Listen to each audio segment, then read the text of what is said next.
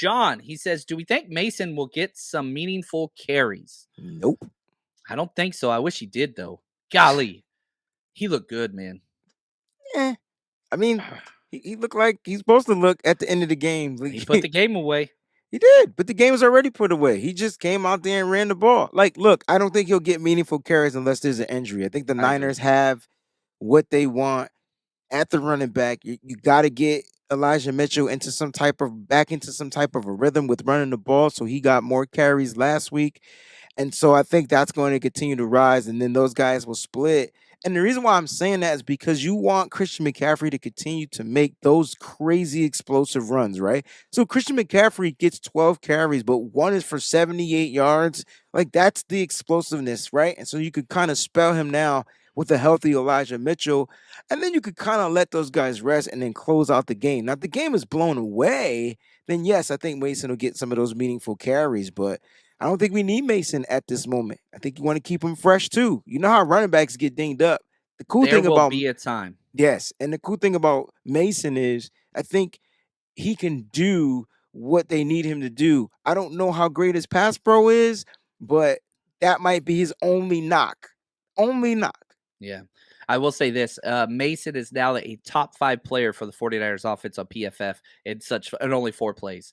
It's 4 plays. There's 4 positive plays, though. 4 4 positive plays. Yeah. I mean, loaded box, put the game, against their starters, broke 2 tackles, ran through a dude's face. He messed up that linebacker, man. He messed that dude up.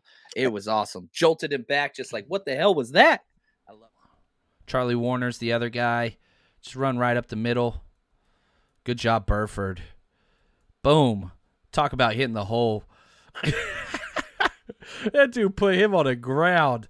Mason says, yeah, come on through, linebacker. Boom. Eat it.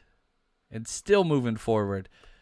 Jordan Mason was the top 5 player. He finished with a 74.5 grade. Only got 4 snaps. But when 24 plays, it's a positive play. He doesn't have negative plays. He doesn't have it. He had that 1 fumble in the preseason. Outside of that, just all positives. And he just popped this dude. Watch the linebacker's body move. 58, just like, boom. Like, he put it on him, man. I love it. Yeah. You mess up a linebacker, I'm in. And that's something that you can look forward to, because I think you're going to expect to see these defenses load the box. And if they do load the box and you can get Mason some of those meaningful carries, why run Christian McCaffrey or why run Elijah Mitchell right up into that loaded box? You can still run into a loaded box if you got a running back like Mason.